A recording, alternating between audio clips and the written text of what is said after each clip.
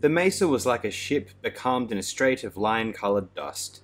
The channel wound between precipitous banks, and slanting from one wall to the other across the valley ran a streak of green, the river and its fields.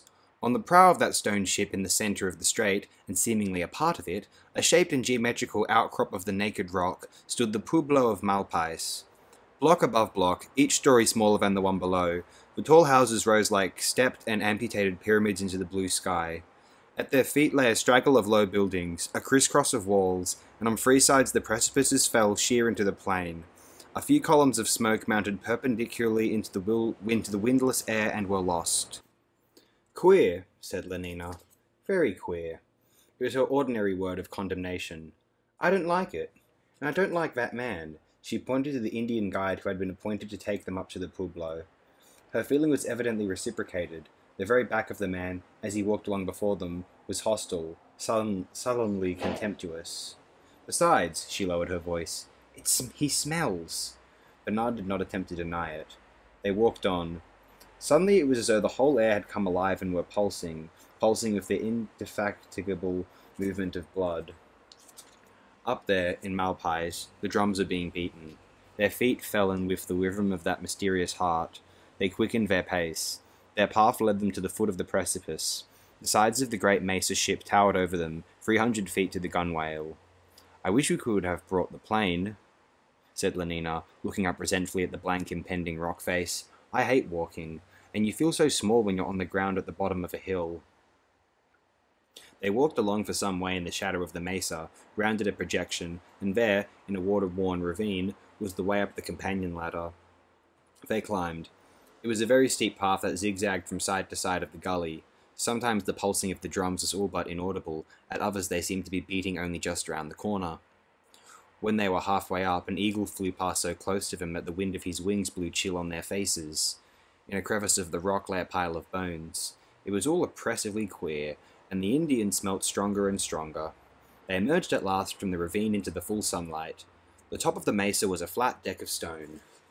"Like the Charing Tea Tower," was Lenina's comment, but she was not allowed to enjoy her discovery of this reassuring resemblance for long. A padding of soft feet made them turn round. Naked from throat to navel, their dark brown bodies painted with white lines, like asphalt tennis courts, Lenina was later to explain, their faces inhuman with daubings of scarlet, black, and ochre, two Indians came running along the path. Their black hair was braided with fox fur and red flannel. Cloaks of turkey feathers fluttered from their shoulders. Huge feathered diadems exploded gaudily round their heads. With every step they took came the clink and rattle of their silver bracelets, their heavy necklaces of bone and turquoise beads. They came on without a word, running quietly in their deerskin moccasins. One of them was holding a feather brush. The other carried, in either hand, what looked at a distance like 3 or 4 pieces of thick rope. One of the ropes writhed uneasily, and suddenly Lenina saw that they were snakes. The men came nearer and nearer. Their dark eyes looked at her, but without giving any sign of recognition, any smaller sign that they had seen her or were aware of her existence. The writhing snake hung limp again with the rest. The men passed. "I don't like it," said Lenina. "I don't like it." She liked even less what awaited her at the entrance to the pueblo, where their guide had left them, while he went inside for instructions. The dirt, to start with, the piles of rubbish, the dust, the dogs, the flies. Her face wrinkled up into a grimace of disgust. She held her handkerchief to her nose. "But how can they live like this?" she broke out in a voice of indignant incredulity. It wasn't possible. Bernard shrugged his shoulders philosophically. "Anyhow," he said, "they've been doing it for the last 5,000 or 6,000 years, so I suppose they must be used to it by now." "But cleanliness is next to forwardliness," she insisted. "Yes, and civilization is sterilization," Bernard went on, concluding on a tone of irony the second hypnopaedic lesson in elementary hygiene. "But these people have never heard of our Ford, and they aren't civilized. So there's no point in—" "Oh!" She gripped his arm. "Look!" An almost naked Indian was very slowly climbing down the ladder from the first-floor terrace of a neighboring house, rung after rung, with the tremulous caution of extreme old age. His face was profoundly wrinkled and black, like a mask of obsidian. The toothless mouth had fallen in. At the corners of the lips and on each side of the chin, a few long bristles gleamed almost white against the dark skin. The long unbraided hair hung down in grey wisps round his face. His body was bent and emaciated to the bone, almost fleshless.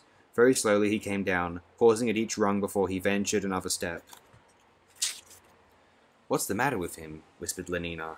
Her eyes were wide with horror and amazement. "He's old, that's all," Bernard answered as carelessly as he could. He too was startled, but he made an effort to seem unmoved. "Old," she repeated. "But the director's old. Lots of people are old. They're not like that." "That's because we don't allow them to be like that. We preserve them from diseases. We keep their internal secretions artificially balanced at a youthful equilibrium. We don't permit their magnesium-calcium ratio to fall below what it was at 30. We give them transfusions of young blood. We keep their metabolism permanently stimulated.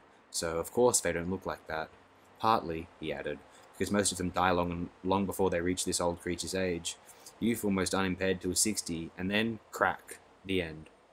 But Lenina was not listening. She was watching the old man. Slowly he came down. His feet touched the ground. He turned. In their deep, sunken orbits, his eyes were still extraordinarily bright.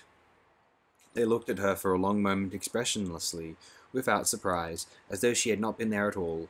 Then slowly, with bent back, the old man hobbled past them and was gone. "But it's terrible," Lenina whispered. "It's awful. We ought not to have come here." She felt in her pocket for her soma, only to discover that, by some unprecedented oversight, she had left the bottle down at the rest house.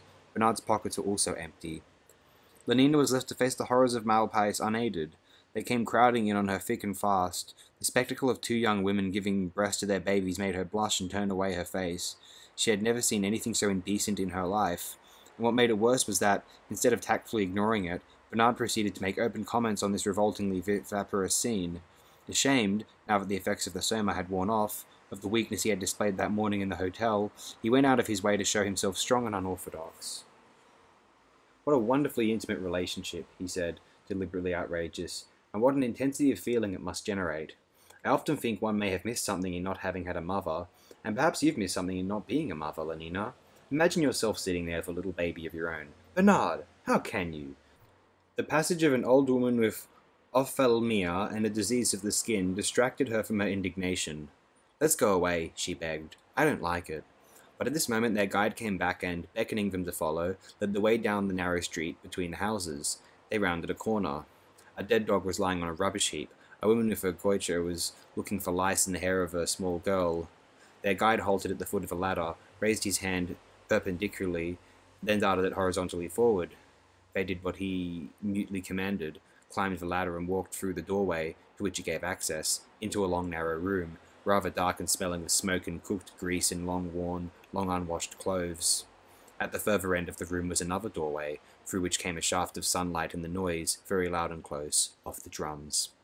They stepped across the threshold and found themselves on a wide terrace. Below them, shut in by the tall houses, was the village square, crowded with Indians. Bright blankets and feathers in black hair and the glint of turquoise and dark skins shining with heat. Lenina put her handkerchief to her nose again.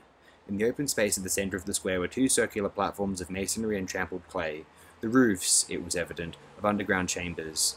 For in the center of each platform was an open hatchway, with a ladder emerging from the lower darkness. A sound of subterranean flute playing came up and was almost lost in the steady, remorseless persistence of the drums. Lenina liked the drums. Shutting her eyes, she abandoned herself to the soft repeated thunder, allowed it to invade her consciousness more and more completely, till at last there was nothing left in the world but that one deep pulse of sound. It reminded her reassuringly of the synthetic noises made at solidarity services and Ford's Day celebrations. "Orgy porgy," she whispered to herself. "These drums beat out just the same rhythms." There was a sudden startling burst of singing, hundreds of male voices crying out fiercely in harsh metallic unison. A few long notes in silence, the thunderous silence of the drums, then shrill, in a neighing treble, the women's answer, then again the drums, and once more the men's deep savage affirmation of their manhood. Queer, yes. The place was queer, so was the music, so were the clothes and the goitres and the skin diseases and the old people, but the performance itself, there seemed to be nothing specially queer about that. "It reminds me of a lower caste community sing," she told Bernard. But a little later it was reminding her a good deal less of that innocuous function, for suddenly there had swarmed up from those round chambers underground a ghastly troop of monsters. Hideously masked or painted out of all semblance of humanity, they had tramped out a strange, limping, dance round the square, round and again round, singing as they went, round and round, each time a little faster, and the drums had changed and quickened their rhythm, so that it became like the pulsing of fever in the ears, and the crowd had begun to sing with the dancers, louder and louder, and first one woman had shrieked, and then another, as though they were being killed, and then suddenly the leader of the dancers broke out of the line, ran to a big wooden chest which was standing at one end of the square, raised the lid and pulled out a pair of black snakes. A great yell went up from the crowd, and all the other dancers ran towards him with outstretched hands. He tossed the snakes to the first comers, then dipped back into the chest for more. More and more, black snakes and brown and mottled, he flung them out, and then the dance began again on a different rhythm. Round and round they went with their snakes, snakily, with a soft undulating movement at the knees and hips. Round and round. Then the leader gave a signal, and one after another all the snakes were flung down in the middle of the square. An old man came up from underground and sprinkled them with cornmeal, and from the other hatchway came a woman and sprinkled them with water from a black jar. Then the old man lifted his hand and, startlingly, terrifyingly, there was absolute silence. The drum stopped beating. Life seemed to have come to an end. The old man pointed towards the two hatchways that gave entrance to the lower world, and slowly, raised by invisible hands from below, there emerged from the one a painted image of an eagle, from the other that of a man, naked and nailed to a cross. They hung there, seemingly self-sustained, as though watching. The old man clapped his hands. Naked but for a white cotton breechcloth, a boy of about 18 stepped out of the crowd and stood before him, his hands crossed over his chest, his head bowed. The old man made the sign of the cross over him and turned away. Slowly, the boy began to walk around the writhing heap of snakes. He had completed the first circuit, and was halfway through the second when, from among the dancers, a tall man wearing the mask of a coyote and holding in his hand a whip of plaited leather, advanced towards him. The boy moved on as though unaware of the other's existence. The coyote man raised his whip. There was a long moment of expectancy, then a swift movement, the whistle of the lash and its loud flat-sounding impact on the flesh. The boy's body quivered, but he made no sound. He walked on at the same slow, steady pace. The coyote struck again, and at every blow at first a gasp, then a deep groan went up from the crowd. The boy walked. Twice, thrice, 4 times round he went. The blood was streaming. 5 times round, 6 times round. Suddenly Lenina covered her face with her hands and began to sob. "Oh, stop them, she implored. But the whip fell inexorably. 7 times round. Then all at once the boy staggered and, still without a sound, pitched forward onto his face. Bending over him, the old man touched his back with a long white feather, held it up for a moment, crimson for the people to see, then shook it thrice over the snakes. A few drops fell, and suddenly the drums broke out again in a panic of hurrying notes. There was a great shout. The dancers rushed forward, picked up the snakes and ran out of the square. Men, women, children, all the crowd ran after them. A minute later the square was empty, only the boy remained, prone where he had fallen, quite still. 3 old women came out of one of the houses, and with some difficulty lifted him and carried him in. The eagle and the man on the cross kept guard for a little while over the empty pueblo, then, as though they had seen enough, sank slowly down through their hatchways, out of sight, into the netherworld. Lenina was still sobbing. "Too awful," she kept repeating, and all Bernard's consolations were in vain. "Too awful! That blood!" she shuddered. "Oh, I wish I had my soma." There was the sound of feet in the inner room. Lenina did not move, but sat with her face in her hands, unseeing, apart. Only Bernard turned round. The dress of the young man who now stepped out onto the terrace was Indian, but his plaited hair was straw-coloured, his eyes a pale blue, and his skin a white skin, bronzed. "Hullo, good morrow," said the stranger, in faultless but peculiar English. "You're civilized, aren't you? You come from the other place, outside the reservation." "Who on earth?" Bernard began in astonishment. The young man sighed and shook his head. "A most unhappy gentleman," and, pointing to the bloodstains in the centre of the square, "Do you see that damned spot?" he asked in a voice that trembled with emotion. "A gram is better than a dam," said Lenina, mechanically, from behind her hands. "I wish I had my soma." "I ought to have been there," the young man went on. "Why wouldn't they let me be the sacrifice? I'd have gone round 10 times, 12, 15. Palaltiwa only got as far as 7. They could have had twice as much blood from me." The multitudinous seas incarnadine. He flung out his arms in a lavish gesture, then, despairingly, let them fall again. But they wouldn't let me. They disliked me for my complexion. It's always been like that. Always. Tears stood in the young man's eyes. He was ashamed and turned away. Astonishment made Lenina forget the deprivation of Soma. She uncovered her face and, for the first time, looked at the stranger. "Do you mean to say that you wanted to be hit with that whip?" Still averted from her, the young man made a sign of affirmation. "For the sake of the pueblo, to make the rain come and the corn grow, and to please Pukong and Jesus, and then to show that I can bear pain without crying out. Yes," and his voice suddenly took on a new resonance. He turned with a proud squaring of the shoulders, a proud defiant lifting of the chin, "to show that I'm a man. Oh!" He gave a gasp and was silent, gaping. He had seen, for the first time in his life, the face of a girl whose cheeks were not the colour of chocolate or dogskin, whose hair was auburn and permanently waved, and whose expression, amazing novelty, was one of benevolent interest. Lenina was smiling at him. Such a nice-looking boy, she was thinking, and a really beautiful body.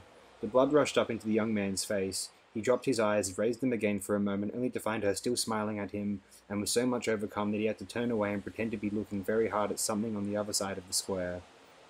Bernard's questions made a diversion. Who? How? When? From where? Keeping his eyes fixed on Bernard's face, for so passionately did he long to see Lenina smiling that he simply dared not look at her, the young man tried to explain himself. Linda and he, Linda was his mother, the word made Lenina look uncomfortable, were strangers in the reservation. Linda had come from the other place long ago, before he was born, with a man who was his father. Bernard pricked up his ears. She had gone walking alone in those mountains over there to the north, had fallen down a steep place and hurt her head. Go on, said Bernard excitedly. Some hunters from Malpais had found her and brought her to the Pueblo. As for the man who was his father, Linda had never seen him again. His name was Tomakin. Yes, Thomas was the DHC's first name. He must have flown away, back to the other place, away without her. A bad, unkind, unnatural man. And so I was born in Malpais, he concluded. In Malpais. And he shook his head. The squalor of that little house on the outskirts of the Pueblo. A space of dust and rubbish separated it from the village. 2 famine-stricken dogs were nosing obscenely in the garbage at its door. Inside, when they entered, the twilight stank and was loud with flies. "Linda," the young man called. From the inner room a rather hoarse female voice said, "Coming." They waited. In bowls on the floor were the remains of a meal, perhaps of several meals. The door opened. A very stout blonde squaw stepped across the threshold and stood looking at the strangers, staring incredulously, her mouth open. Lenina noticed with disgust that 2 of the front teeth were missing, and the colour of the ones that remained. She shuddered. It was worse than the old man. So fat, and all the lines in her face, the flabbiness, the wrinkles, and the sagging cheeks with those purplish blotches, and the red veins on her nose, the bloodshot eyes, and that neck, and the blanket she wore over her head, ragged and filthy. And under the brown sack-shaped tunic, those enormous breasts, the bulge of the stomach, the hips, oh, much worse than the old man, much worse. And suddenly the creature burst out in a torrent of speech, rushed at her with outstretched arms, and Ford! It was too revolting. In another moment she'd be sick, pressed her against the bulge, the bosom, and began to kiss her. Ford, to kiss, slobberingly, and smelt too horrible, obviously never had a bath, and simply reeked of that beastly stuff that was put into Delta and Epsilon bottles. No, it wasn't true about Bernard. Positively stank of alcohol. She broke away as quickly as she could. A blubbered and distorted face confronted her. The creature was crying. "Oh, my dear, my dear." The torrent of words flowed sobbingly.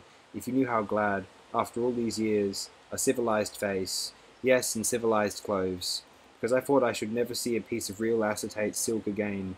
She fingered the sleeve of Lenina's shirt. The nails were black.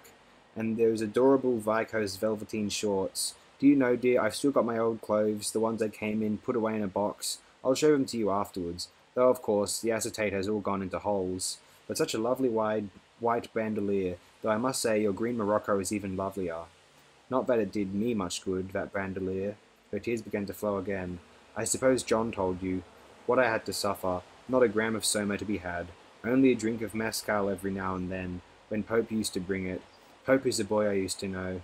But it makes you feel so bad afterwards, the mescal does, and you're sick with the peyotal. Besides, it always made that awful feeling of being ashamed much worse the next day, and I was so ashamed. Just think of it, me, a beta, having a baby. Put yourself in my place." The mere suggestion made Lenina shudder. Though it wasn't my fault, I swear, because I still don't know how it happened, seeing that I did all the Malthusian drill, by numbers. 1, 2, 3, 4, always, I swear it. But all the same it happened, and of course there wasn't anything like an abortion centre here. It is still... Is it still down in Chelsea, by the way? She asked. Lenina nodded. And still floodlighted on Tuesdays and Fridays? Lenina nodded again. That lovely pink glass tower.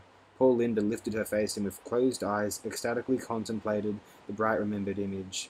And the river at night, she whispered. Great tears oozed slowly out from behind her tight-shut eyelids. And flying back in the evening from Stoke Poges. And then a hot bath and a vibro-vacuum massage. But there.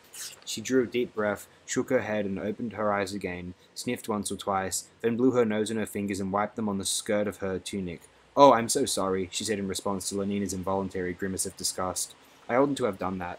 I'm sorry. But what are you to do when there aren't any handkerchiefs?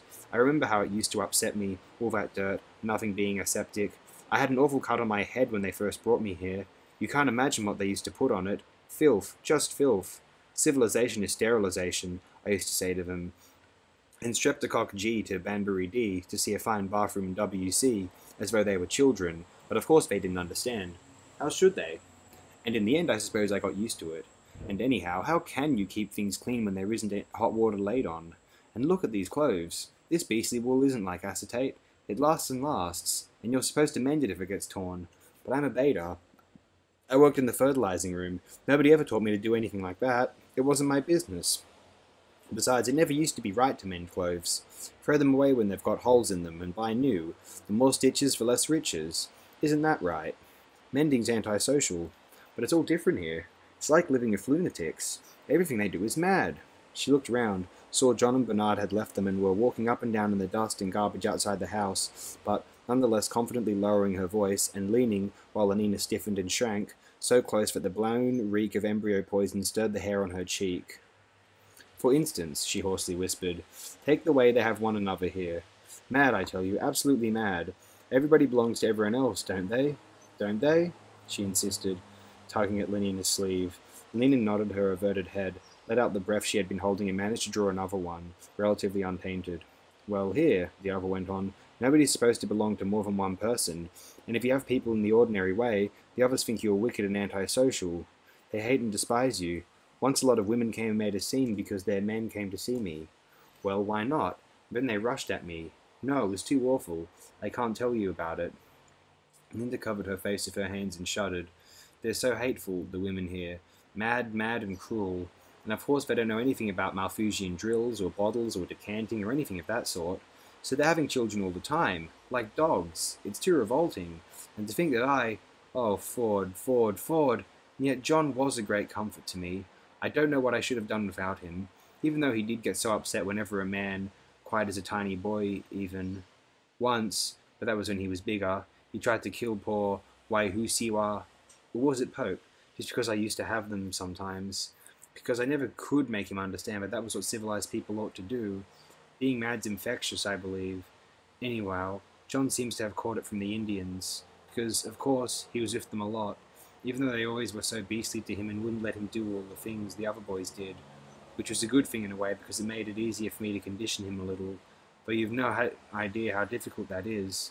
There's so much one doesn't know. It wasn't my business to know. I mean, when a child asks you how a helicopter works or who made the world, well, what are you to answer if you're a beta and have always worked in the fertilizing room? What are you to answer? Chapter 8. Outside, in the dust and among the garbage, there were 4 dogs now. Bernard and John were walking slowly up and down. So hard for me to realize, Bernard was saying, to reconstruct. As though we were living on different planets, in different centuries. A mother, and all this dirt, and gods, and old age, and disease. He shook his head. It's almost inconceivable. I shall never understand, unless you explain. Explain what? This. He indicated the pueblo. That. And it was the little house outside the village. Everything. All your life. But what is there to say? From the beginning. As far back as you can remember. As far back as I can remember. John frowned. There was a long silence. It was very hot. They'd eaten a lot of tortillas and sweet corn. Linda said, "Come and lie down, baby." They lay down together in the big bed. Sing, and Linda sang. Sang Streptocock G to Banbury T and Bye Baby Banting, soon you needed decanting. Her voice got fainter and fainter. There was a loud noise and he woke with a start. A man was saying something to Linda, and Linda was laughing. She had pulled the blanket up to her chin, but the man pulled it down again. His hair was like two black ropes, and round his arm was a lovely silver bracelet with blue stones in it. He liked the bracelet, but all the same he was frightened. He hid his face against Linda's body.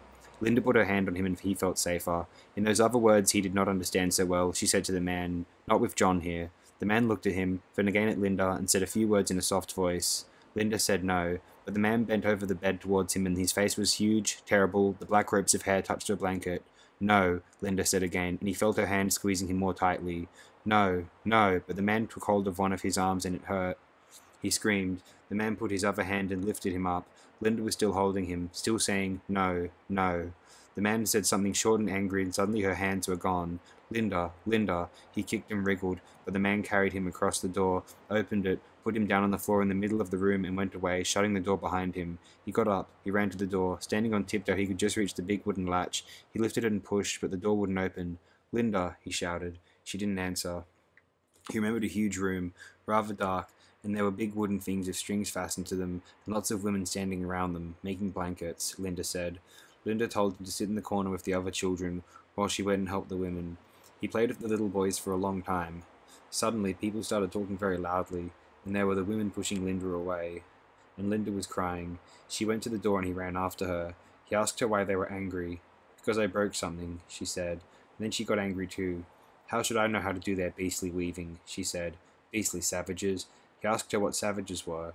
When they got back to their house, Pope was waiting at the door, and he came in with them. He had a big gourd full of stuff that looked like water, only it wasn't water, but something of a bad smell that burned to your mouth and made you cough. Linda drank some and Pope drank some, and then Linda laughed a lot and talked very loud, and then she and Pope went into the other room. When Pope went away, he went into the room. Linda was in bed and so fast asleep that he couldn't wake her. Pope used to come often.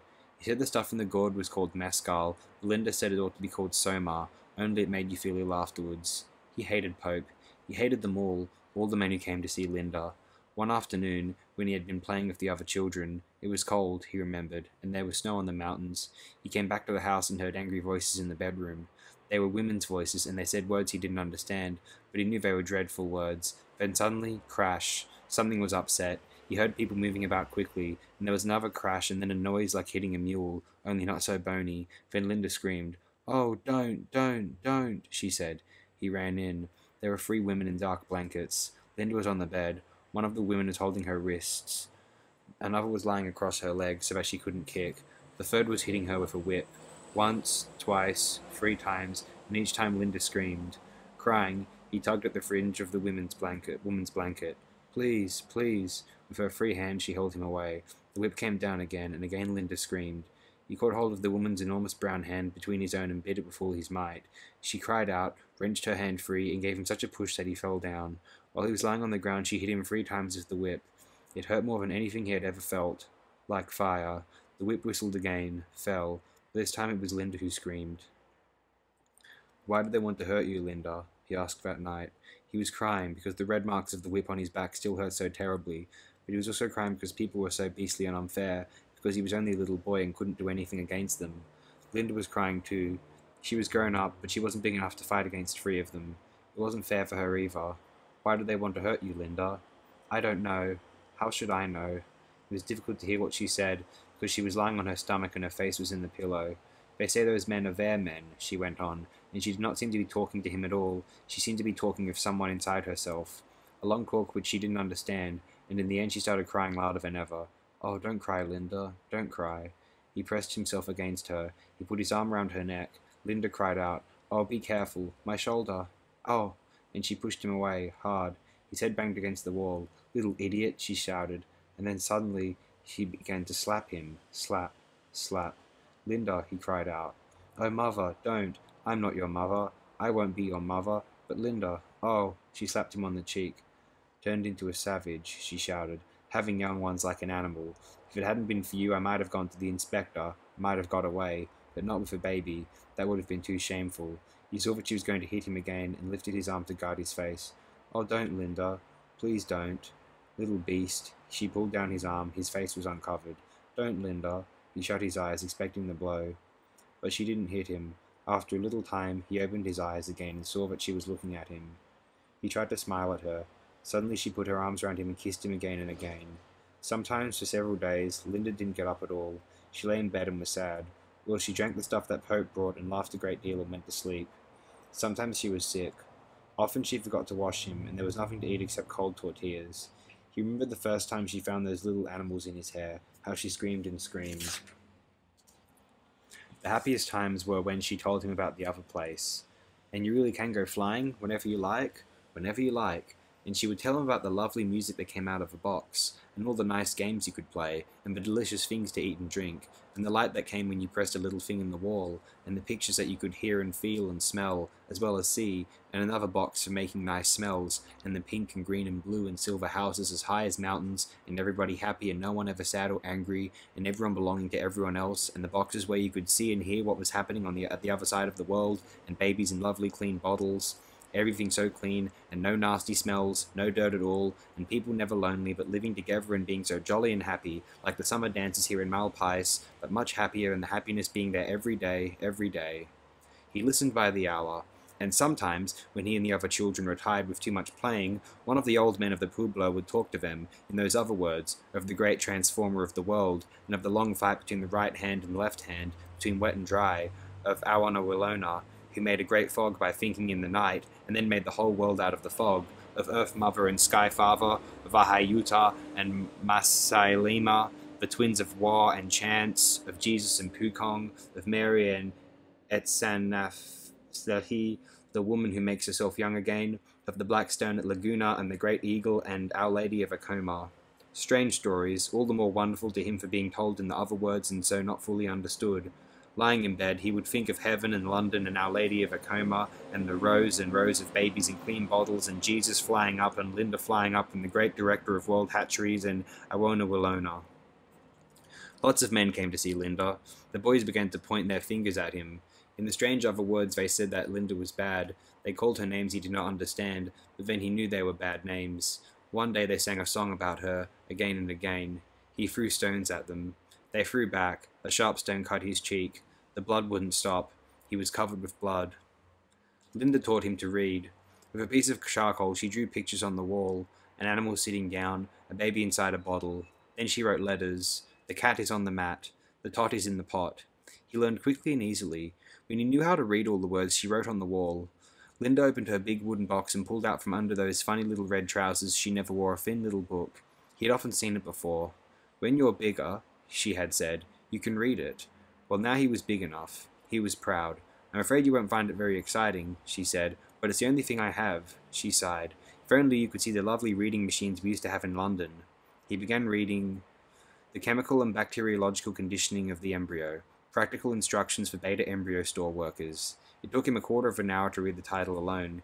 He threw the book on the floor. Beastly, beastly book, he said, and began to cry. The boys still sang their horrible song about Linda. Sometimes, too, they laughed at him for being so ragged. When he tore his clothes, Linda did not know how to mend them. In the other place, she told him, people threw away clothes with holes in them and got new ones. Rags, rags, the boys used to shout at him.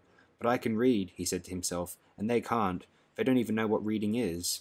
It was fairly easy, if he thought hard enough about the reading, to pretend that he didn't mind when they made fun of him.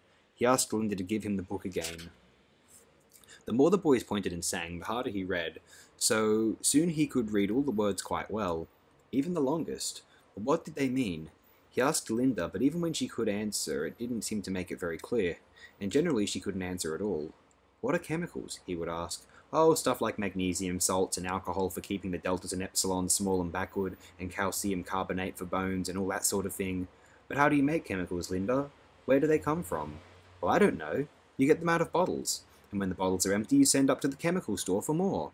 It's the chemical store people who make them, I suppose. Or else they send to the factory for them. I don't know. I never did any chemistry. My job was always with the embryos. It was the same with everything else he asked about. Linda never seemed to know. The old men of the pueblo had much more definite answers. The seed of men and all creatures, the seed of the sun and the seed of earth and the seed of the sky, AODiobook made them all out of the fog of increase. Now the world has 4 wombs, and he laid the seeds in the lowest of the 4 wombs, and gradually the seeds began to grow. One day, John calculated later that it must have been soon after his 12th birthday, he came home and found a book that he had never seen before lying on the floor in the bedroom. It was a thick book and looked very old. The binding had been eaten by mice. Some of its pages were loose and crumpled. He picked it up, looked at the title page. The book was called The Complete Works of William Shakespeare. Linda was lying on the bed, sipping that horrible stinking mescal out of a cup. Pope brought it, she said. Her voice was thick and hoarse like somebody else's voice. It was lying in one of the chests of the Antelope Kiva. It's supposed to have been there for hundreds of years. I expect it's true because I looked at it and it seemed to be full of nonsense. Uncivilized. Still, it'll be good enough for you to practice your reading on. She took a last sip, set the cup down on the floor beside the bed, turned over on her side, hiccuped once or twice, and went to sleep. He opened the book at random. Nay, but to live, in the rank sweat of an enseamed bed, stewed in corruption, hunting and making love, over the nasty sty. The strange words rolled through his mind, rumbled like the drums at the summer dances, if the drums could have spoken, like the men singing the corn song, beautiful, beautiful, so that you cried, like old Mitsima saying magic over his feathers and his carved sticks and his bits of bone and stone. Kiafla silu silkoe silkoe silkoe kiai silu sifu. But better than Mitsima's magic, because it meant more, because it talked to him, talked wonderfully and only half understandably, a terrible beautiful magic, about Linda lying there snoring, with the empty cup on the floor beside the bed, about Linda and Pope. He hated Pope more and more. A man can smile and be a villain. Remorseless, treacherous, lecherous, kindless villain. What did the words exactly mean? He only half knew. But their magic was strong and went on rumbling in his head, and somehow it was as though he had never really hated Pope before, never really hated him because he had never been able to say how much he hated him. But now he had these words like drums and singing and magic, these words and the strange, strange story out of which they were taken. He couldn't make head or tail of it, but it was wonderful, wonderful all the same. They gave him a reason for hating Pope, and they made his hatred more real. They even made Pope himself more real. One day, when he came in from playing, the door of the inner room was open, and he saw them lying together on the bed, asleep. White Linda and Pope almost black beside her, with one arm under her shoulders and the other dark hand on her breast, and one of the plaits of his long hair lying across her throat, like a black snake trying to strangle her. Pope's gourd and a cup were standing on the floor near the bed. Linda was snoring. His heart seemed to have disappeared and left a hole. He was empty and cold, rather sick, and giddy. He leaned against the wall to steady himself. Remorseless, treacherous, lecherous. Like drums, like the men singing for the corn, like magic, the words repeated and repeated themselves in his head. From being cold he was suddenly hot. His cheeks burned with the rush of blood. The room swam and darkened before his eyes. He ground his teeth. "I'll kill him, I'll kill him, I'll kill him," he kept saying, and suddenly there were more words. When he is drunk asleep, or in his rage, or in the incestuous pleasure of his bed. The magic was on his side. The magic explained and gave orders. He stepped back in the outer room. When he is drunk asleep, the knife for the meat was laying on the floor near the fireplace. He picked it up and tiptoed to the door again. When he is drunk asleep, he ran across the room and stabbed. Oh, the blood! Stabbed again, as Pope heaved out of his sleep, lifted his hand to stab once more, but found his wrist caught, held, and, twisted. He couldn't move. He was trapped, and there were Pope's small black eyes, very close, staring into his own. He looked away. There were 2 cuts on Pope's left shoulder. "Oh, look at the blood," Linda was crying. "Look at the blood." She had never been able to bear the sight of blood. Pope lifted his other hand. To strike him, he fought. He stiffened to receive the blow, but the hand only took him under the chin and turned his face, so that he had to look again into Pope's eyes. For a long time, for hours and hours, and suddenly he couldn't help it. He began to cry. Pope burst out laughing. "Go," he said in the other Indian words. "Go, my brave Ahayuta." He ran out into the other room to hide his tears. "You are 15, said old Mitsima in the Indian words. "Now I may teach you to work the clay." Squatting by the river, they worked together. "First of all," said Mitsima, taking a lump of the wetted clay between his hands, we make a little moon." The old man squeezed the lump into a disc, then bent up the edges. The moon became a shallow cup. Slowly and unskillfully he imitated the old man's delicate gestures. A moon, a cup, and now a snake. Mitsima rolled out another piece of clay into a long, flexible cylinder, hooped it into a circle, and pressed it on to the rim of the cup. Then another snake, and another, and another. Round by round, Mitsima built up the sides of the pot. It was narrow, and it bulged, it narrowed again towards the neck. Mitsima squeezed and patted, stroked and scraped, and there at last it stood, in shape the familiar water pot of Malpais, but creamy white instead of black, and still soft to the touch. The crooked parody of Mitzima's, his own, stood beside it. Looking at the two pots, he had to laugh. "But the next one will be better," he said, and began to moisten another piece of clay. To fashion, to give form, to feel his fingers gaining in skill and power, this gave him an extraordinary pleasure. ABC, vitamin D, he sang to himself as he worked. The fat's in the liver, the cod's in the sea. And Mitsima also sang, a song about killing a bear. They worked all day, and all day he was filled with an intense, absorbing happiness. "Next winter," said old Mitsima, "I will teach you to make the bow." He stood for a long time outside the house, and at last the ceremonies within were finished. The door opened, they came out. Koflu came first, his right hand outstretched and tightly closed, as though over some precious jewel. Her clenched hand similarly outstretched, Kiakimi followed. They walked in silence, and in silence behind them came the brothers and sisters and cousins and all the troop of old people. They walked out of the pueblo, across the mesa. At the edge of the cliff they halted, facing the early morning sun. Koflu opened his hand. A pinch of cornmeal lay white on the palm. He breathed on it, murmured a few words, then threw it, a handful of white dust, towards the sun. Kiakim did the same. Then Kiakim Zefava stepped forward, and holding up a feathered prayer stick, made a long prayer, then threw the stick after the cornmeal. "It is finished," said old Mitsima in a loud voice. "They are married." "Well," said Linda, as they turned away, "all I can say is, it does seem a lot of fuss to make about so little. In civilized countries, when a boy wants to have a girl, he just—" "But where are you going, John?" He paid no attention to her calling, but ran on, away, away, anywhere to be by himself. "It is finished." Old Mitsima's words repeated themselves in his mind. Finished, finished. In silence and from a long way off, but violently, desperately, hopelessly, he had loved Kiakima. And now it was finished. He was 16. At the full moon, in the antelope kiva, secrets would be told, secrets would be done and born. They would go down, boys, into the kiva, and come out again, men. The boys were all afraid and at the same time impatient, and at last it was the day. The sun went down, the moon rose. He went with the others. Men were standing, dark, at the entrance to the kiva. The ladder went down into the red-lighted depths. Already the leading boys had begun to climb down. Suddenly one of the men stepped forward, caught him by the arm, and pulled him out of the ranks. He broke free and dodged back into his place among the others. This time the man struck him, pulled his hair. "Not for you, white hair. Not for the son of the she-dog," said one of the other men. The boys laughed. "Go," and as he still hovered on the fringes of the group, "Go," the men shouted again. One of them bent down, took a stone, threw it. "Go, go, go." There was a shower of stones. Bleeding, he ran away into the darkness. From the red-lit kiva came this noise of singing. The last of the boys had climbed down the ladder. He was all alone. All alone, outside the pueblo, on the bare plain of the mesa. The rock was like bleached bones in the moonlight.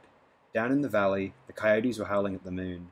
The bruises hurt him. The cuts were still bleeding, but it was not for pain that he sobbed. It was because he was all alone, because he had been driven out, alone, into the skeleton world of rocks and moonlight.